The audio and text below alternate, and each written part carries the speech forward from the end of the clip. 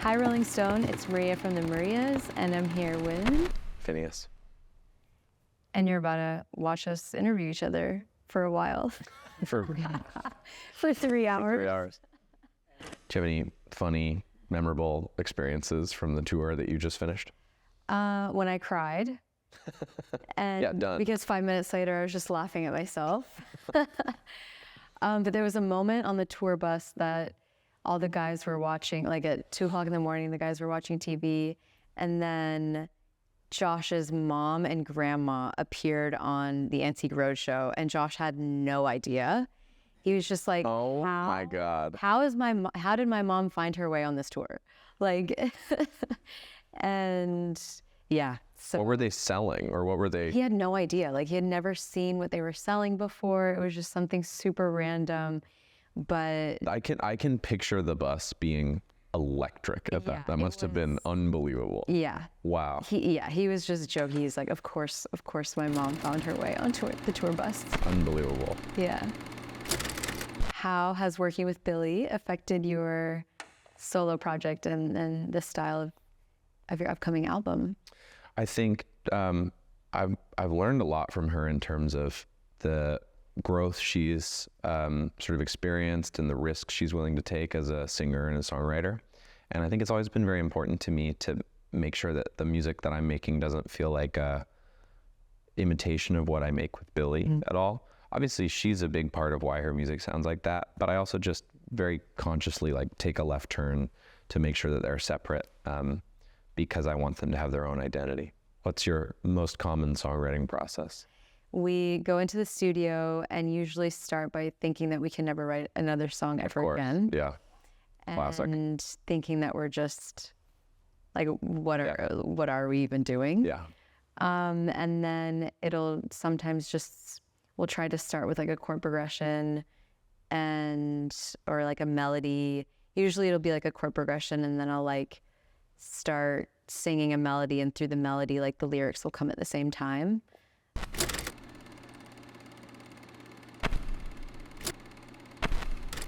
So how do you manage to like translate the energy of a live performance into production and vice versa? Yeah. Production into live performance. It's a great question. I think on this album, one of the ways that I did it was kind of a cheat code, was like the way that it sounds like you made Submarine, was we got in this room that we're in right now with a bunch of players and we made stuff live. And so then I kind of knew it had a good amount of energy right away.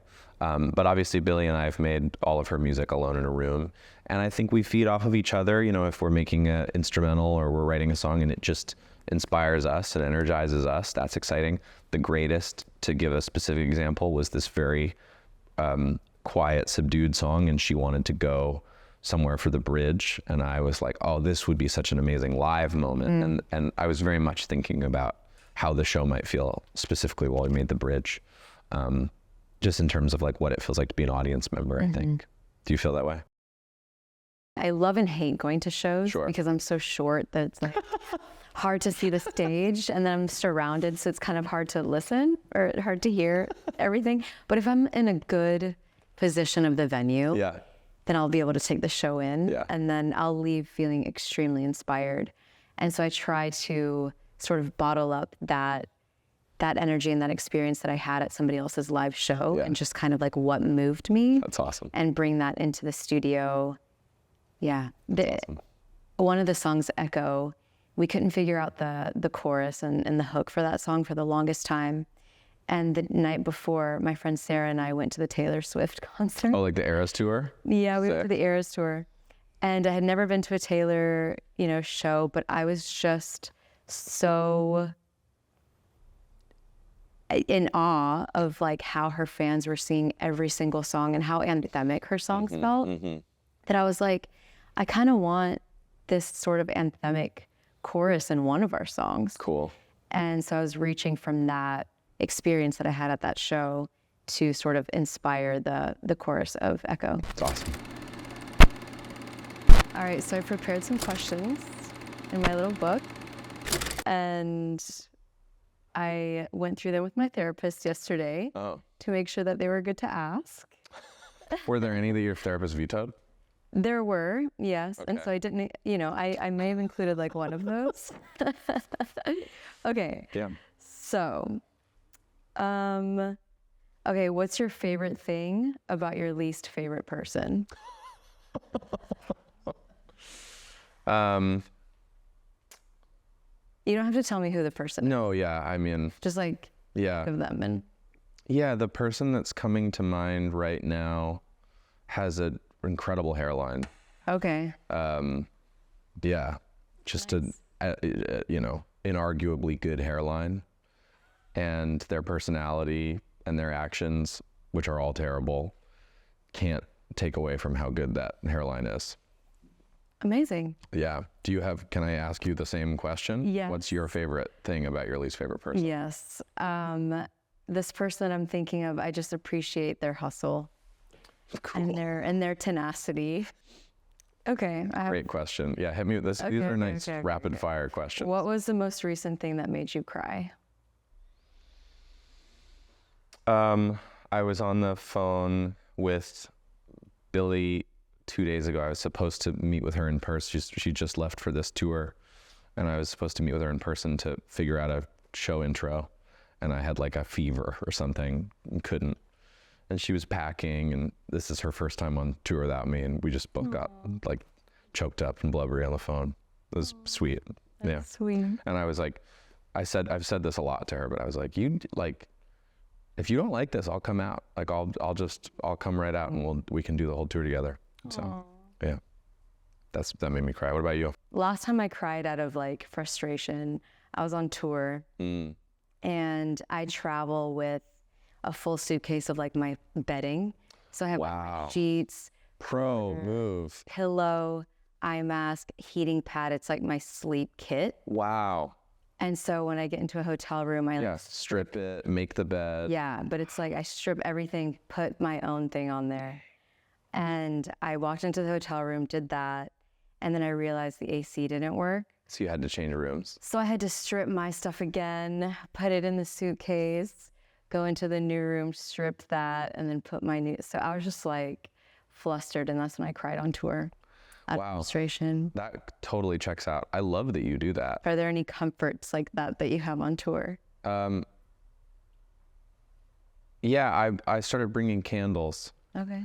Yeah, I started bringing like, this is now 2 years ago or something, but yeah, I started bringing like a feu de bois by Diptyque. Just I like that smell, and I like the idea of like all of my hotel rooms smelling the same, and the green rooms. For anyone who doesn't know, like green rooms at venues smell like mold. Like they smell terrible. So having it kind of always smell a little nice was just like a little added. And a consistent comfort. smell. Yeah, consistent smell. This is a question that is a little bit of like a telephone question, but and it has a little bit to do with me. March of 2023, I was at a show where I saw you, and I also saw Josh, and I'd met you like once or maybe that day. What was the show? It was Rebecca Black's show. Okay. And I was talking to Josh, and I was expressing that at the time I was like feeling very uninspired creatively and kind of stressed out. And he said, so are we. And a year later, you put out an album I love so much. And I just wanted to know what was a turning point that took you from like feeling uninspired to having a full album. Yeah, I mean, this album, it was like an interesting and weird album to write. And I didn't think that we were like actually going to be able to pull it off or be able to write songs together again and just write in general. And so I think we were both just feeling that weirdness, and that led to the sort of like lack of inspiration, because it was just, we'd get in the room together to write, and there would just be like this air of, it was just awkward. It was just awkward. But Josh kind of went on like an eat, pray, love trip to Europe. He's like, I got to get out of here. I think we wrote this song called Paranoia on the album. Great song. Thank you. And he was like, okay, this song, I don't know what to make of it. I need to get out. And the song's not about him, by the way, but he's not a paranoid person. But yeah, he was like, I got to get out of here. He went to Europe. He like visited family. He was gone for like over a month, like no itinerary, just like booked a one-way ticket to like, oh my gosh, Amsterdam or something. Cool. Yeah. So I just kind of like was on my own journey. We were on our own journeys, and it was the first time that we had been apart for that long. And because even though we had broken up, like we still toured together, yeah. like, saw each other every day. So he got back, and like I think we both just had like a newfound appreciation for each other, and a newfound like appreciation for the band and like what we were doing. So I think we just kind of hit the ground running and finished the album in like 2 months after. Oh my God, that's awesome. Yeah. And you had all these experiences to color your work. I mean, that to me is the thing I always think about whenever, like, you and I probably both know dozens and dozens of people that like are, whether they're artists or just songwriter producers, like they're kind of in the studio all the time. And I always sort of, anytime anyone's feeling uninspired, I'm like, well, if this is all you're doing, what are you writing about? You know, like you have this experience with your mom and this interesting thing. And even if that has nothing to do with your actual song you're writing, it's still living there. It's still like a thing that you went and lived through. And I think that repetition of just sort of waking up and going to a studio and recording vocals is like, can become very uninspiring. Definitely. So, smart. Yeah. Smart what idea. about you? How did you get out of your creative? If my memory is correct, March of last year, we were sort of probably either about to go to South America or we'd just gotten back from South America. And I think a couple things were happening. One was like, we were making Billy's third album. I think we were trying to reinvent the wheel. We'd made 2 albums. We didn't want to make either of those 2 albums again. We wanted to make something great. And, you know, I think that probably rule number 1 is you shouldn't try to make something great because then you'll get paralyzed. And you'll second guess everything. You'll be like, is this great? And mainly you should make stuff and just worry about if you like it at all. I think 2 things were happening. She's spoken a fair amount about this, so I feel okay talking about it without her present. But Billy was in a sort of a period of like identity changing. She'd it had been a couple years since she'd made an album, and I think she was redefining who she was. She was also at the time in a relationship, and I think sometimes when you're in a relationship, it's hard to write about the relationship until you're not in that relationship. And so she'd write these things, and I you know, I'd sort of be working with her, and I was really pushing her to be kind of like more honest and more transparent. And that just took a long time, as it sometimes can. So I think what the real kind of turning point was as the year went on. I think she was able to get more vulnerable and more honest about how she was really feeling. I think there's like how you hope you're feeling and how you are feeling. And I think everybody would love to make the album of how they hope they're feeling, whether that's like, I'm feeling sexy or I'm feeling heartbroken or whatever that is. And then there's like how I'm actually feeling. And sometimes that's a weirder, I mean, you're talking about making a weird album. It's like sometimes how you're actually feeling is like, I'm feeling like I'm a bad person or something, you know what I mean? Like, so as she got more and more honest, I think the things started to blossom more. Yeah. And then, you know, the cool thing, and I feel like there's so many moments on your album that are like this to me. It's like when you really are that way, you listen to the song that you're able to make and it feels so good. Like the song, it's like a confessional, feels amazing. It is, yeah. So I think ultimately she really fell in love with this album that for a while she was like, I'm too scared to write that. And then she was like, I'm so happy to have made this album. Yeah, I had a similar experience. Yeah. Do you have a song to point to that is that way? I think all of them. Got great answer. I think the first one that felt like very confessional was Paranoia. It just felt like very direct. Like this was my experience. Yeah. And yeah, I think that was the one that I was like, okay, you know, the lyrics just kind of came out as I wrote the melody. And I remember like looking at the guys and being like, did I just say that? And I think they were like, also like, did you just say that? And I think that just kind of like opened like something within us and within the group that like, okay, I've said that, I can say anything that I want and it's not going to be detrimental to like our relationship. But you mentioned that it's sometimes easier to write like once you're not in that relationship, but a lot of your songs, you're in a relationship and you pull from that. I love For Crying Out Loud. Oh, like thanks. It's been on repeat. Like Thank that you. chorus. Thanks for listening. So good. But you know, Claudia's in that video. Oh yeah. And so it's, you know, about y'all's relationship. Yeah. So how do you, and it's very public, so how do you, you know, maneuver that? Yeah. I think first of all, I am aware that it's like public. So, you know, probably, and I don't know what your relationship is with writing from like real time experience that you're going through right now versus something that happened years ago. I try to be pretty amorphous with that. If I have some really strong feeling, I'll write about it. But sometimes the thing that's on my mind that day is something that happened to me 2 years ago, or something that like I'm talking a friend through, or something like that. So, you know, For Crying Out Loud, that song specifically, like there are little lines about that, or lines in that song that are kind of about, you know, a relationship, things that like Claudia and I have been together for now 6 years. And I think one of the sort of themes that I found on this album was like writing this kind of album about like communication and like, I think there's like a lot of love songs. There's a lot of accusational, like heartbreak songs. And I think a lot of being in a relationship is like kind of loving each other and having a disagreement and loving each other through that disagreement.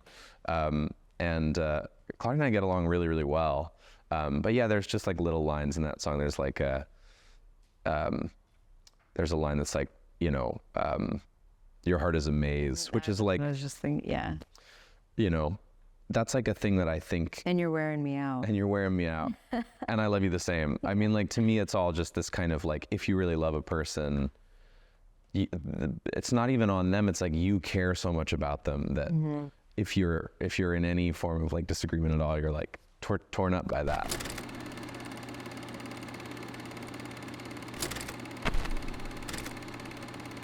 This was a good one that I went through with my therapist. Okay. But she also has. She said it was okay. Has something to say. But how has fame affected your sense of self and identity?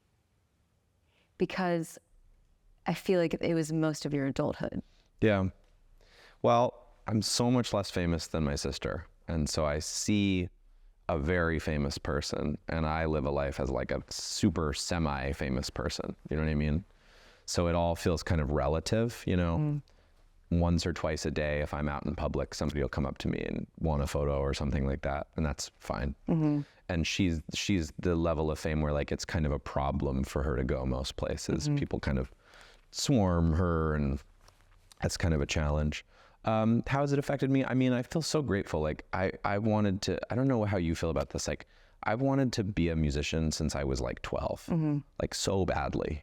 So the fact that I get to be a musician is so thrilling. And I would have accepted so many less glamorous versions of it. I would have totally accepted like working in a recording studio or something. So I just feel really lucky. And all the kind of, you know, trappings and challenges of fame are like, yeah, there are days where it's frustrating and days where people freak out and are weird on, you know, it sucks, but I will take it because I feel so grateful to have the job.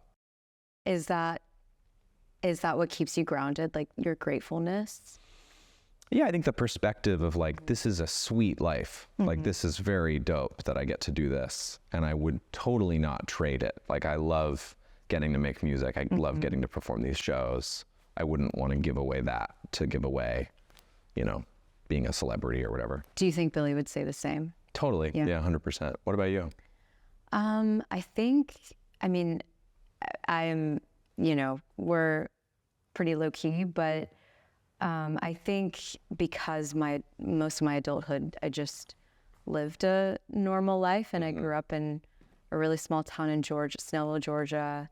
And I just lived a very yeah, just like a normal small town life, like kind of away from the entertainment industry. So I think like now being in the entertainment industry, I just kind of see it like for what it is.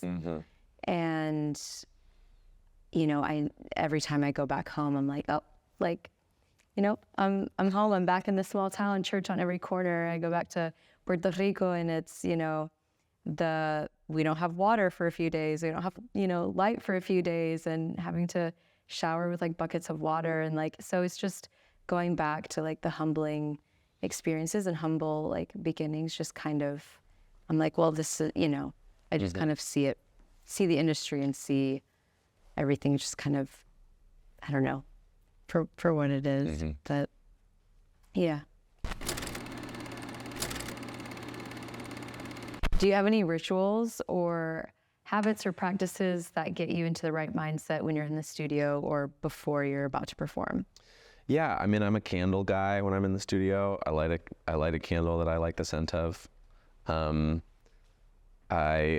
Before a live show, I do it's like a 5-minute vocal warm up that's like a YouTube video, and it's like a Swedish guy. And he's like, we are starting with the ooh, and then I do a vocal warm up, and that's kind of about it. I don't do like a pre-show huddle or anything. Okay. I kind of high five everybody as we walk out. You should try it. A huddle? Yeah. All right, I'll try it. I trust you.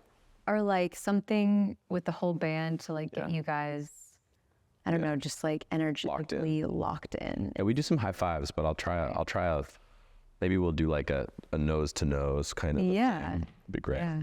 We do this thing before our shows that I also recommend. We like fist pound, but like looking at each other in the eyes. Intimate. Yeah, with the whole team and everyone. Sounds good. You should try it. Check it out. What does it look like for your future? What are milestones that you want to achieve? Goals? What's in the pipeline?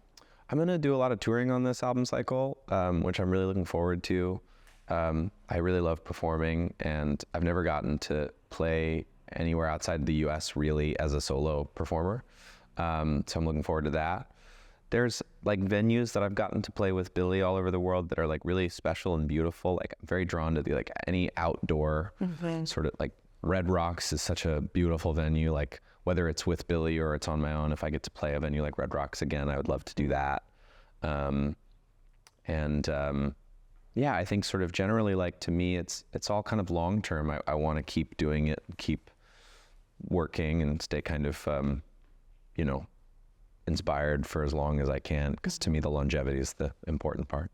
Do you have any plans of performing in Latin America for your solo? We haven't announced any yet, but we just did the South America Lollapalooza run, and we played Mexico City last March and April. Got to play a stadium in Mexico City. It was with Billy. It was really actually. Mexico City are the best. The best crowd ever. It was actually there's like one of my favorite live memories ever. The night we were supposed to play, there was a huge storm, and there was like water filling up the venue, and they wouldn't let us do our show because it was too dangerous to turn on all the screens. They had the sound system on, but not the screens. And the venue was like half full because people had been turned away because it was flooding. And so we rescheduled the show for the next night, but there were already people in the venue. And so Billy and I went out with just a guitar and a microphone. And we played like an acoustic concert for everybody in the venue. And then they all got to come back again the next night for free and see the show again. But that's such a good idea. Doing the first night where everybody was like soaked, it was so fun. Wow. But so Mexico kind of has my heart forever for that. What are some upcoming projects or collaborations that you're particularly excited about? There are a couple in the pipeline that we're working on. A hint, the next couple I think will be in Spanish. Exciting. With some, Latin artists that I love. A lot of our collaborations recently have been with some of my favorite Latin artists, Bad Bunny and Tiny and Miko, and I just kind of want to continue down that road. Love it. Can't wait to hear them. Yeah. What advice would you give emerging artists trying to break it in the industry? Make so much stuff. I think there's a real emphasis on marketing yourself like crazy right now. And that does seem to be a big part of it. But I would say that, you can make 1 million TikToks, 1 million videos. And if the song isn't great, you know, and by contrast, if somebody plays me a song I've never heard and I love it, I'm going to listen to it a million times. So it's still got to be about the art that you make, and just make tons and tons of stuff and get opinions on it, share it with your friends, and see what sticks. What do you think about TikTok? I mean, I'm on it. I love watching TikTok. You know, my favorite, I'll give it props. My favorite thing about TikTok is watching a song from like 6 years ago suddenly explode.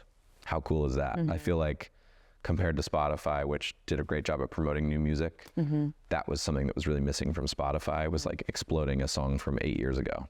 Yeah. So I've loved some old song by an artist that hasn't, like that song In the Beginning by Joe, it was like 3 years old, suddenly being huge.